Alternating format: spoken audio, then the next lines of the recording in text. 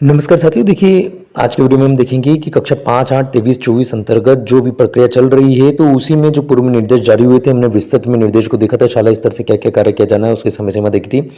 तो उसी में देखिए पोर्टल पर नया ऑप्शन एक और उपलब्ध करा दिया गया है, जो कि यहाँ पर आपको 5-8 एग्जाम 23-24 के अंदर मिलेगा, मार्क्स एंट्री हाफ ईयरली। ये मार्क्स एंट्री वाला एक नया ऑप्शन दिया गया है।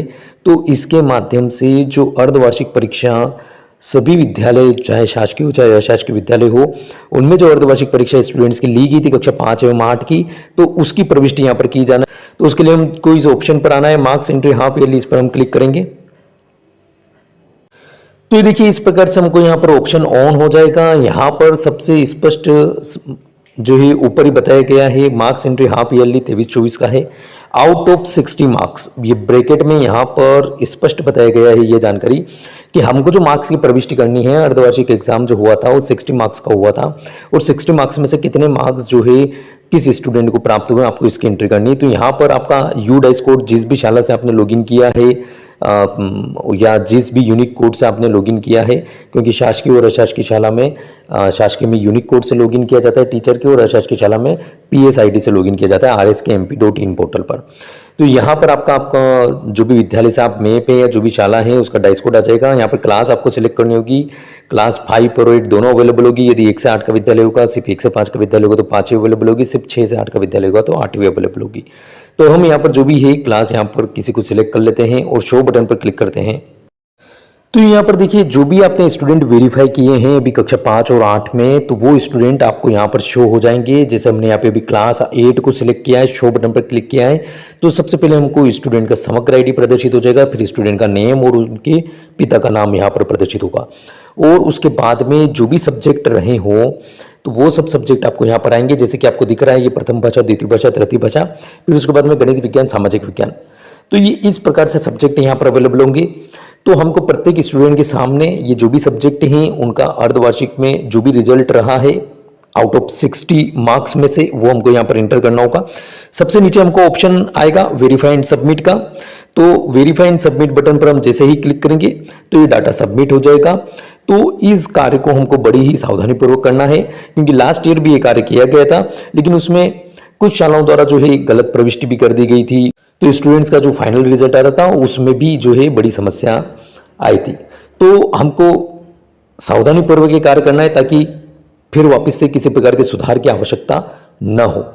तो ये यहाँ पर आपको जैसे ही जो भी स्टूडेंट का मार्क्स एंट्री करना है, आपको वहाँ पर कर्सर लेके जाना है। कर्सर लेके जाएंगे, ये 0 जो आ रहा है बाय डिफॉल्ट इसको आप हटा दीजिए, जो भी मार्क्स हो वास्तविक रूप से, तो आपको वो यहाँ पर जो है एंटर करना होगा। तो देखिएगा साथियों, इस प्रकार से हम मार्क्स के यहाँ पर जो भी मार्क्स है स्टूडेंट का एक्चुअल, हम अभी आपको एक ट्रायल करके बता रहे हैं, ट्रायल बेसिस के लिए, कि आपको तो सभी स्टूडेंट का जानकारी दर्ज करना है, एक साथ दर्ज करना है। चूँकि हाफ ईयरली एग्ज़ाम तो कभी से कंप्लीट हो चुका है, तो सभी कुछ जानकारी आपके पास में उपलब्ध है, अवेलेबल है।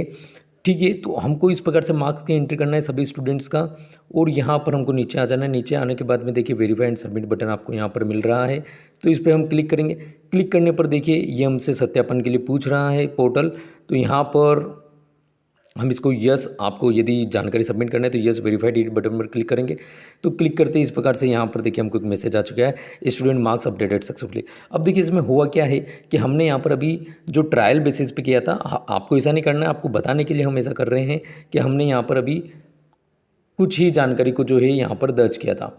अब यहाँ पर देखिए पुनः मैं यदि उसी क्लास में जाता हूँ तो यहाँ पर 8 वापस से मैंने सिलेक्ट किया है, शो बटन पर क्लिक किया है, तो जो जानकारी आपने दर्ज करी थी वो जानकारी आपको यहाँ पर फिर से अवेलेबल हो जाएगी।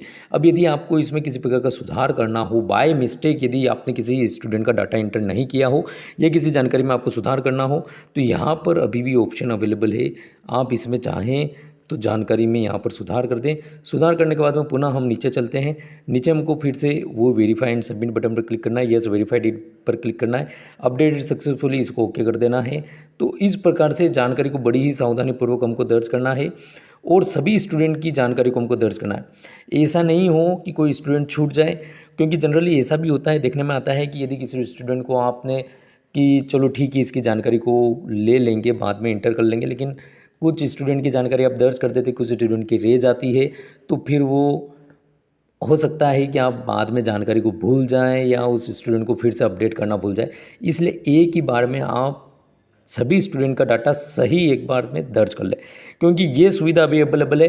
हो सकता है पोर्टल पर इस प्रकार की सुविधा आगे बंद हो जाए सुधार करने का, या हो सकता है कि सभी स्टूडेंट का डाटा एक साथ ही इंटर हो पाए। तो हमको जो भी जानकारी है, सही जानकारी वास्तविक रूप से एक बार में ही हम दर्ज कर लें, ऐसा हमारा प्रयास होना चाहिए। तो आज की वीडियो में इतना ही, मिलेंगे नई वीडियो में नई जानकारी के साथ। धन्यवाद।